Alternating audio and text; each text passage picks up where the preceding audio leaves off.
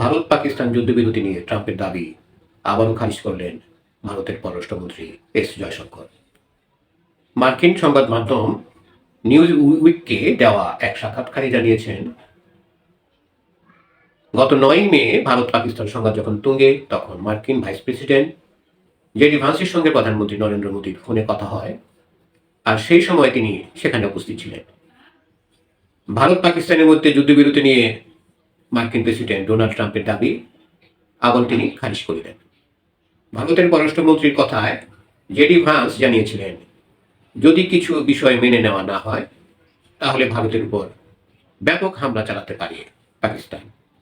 জবাবে প্রধানমন্ত্রী মোদী ইঙ্গিত দেন, তেমনটা হলে ভারতও পাল্টা জবাব দেবে। বাস্তবেও তাই হয়েছিল। রাতে পাকিস্তান ভারতের উপর ব্যাপক ক্ষেপণাস্ত্র হামলা চালায়, আর এই হামলার জবাব ভারত দিয়েছিল।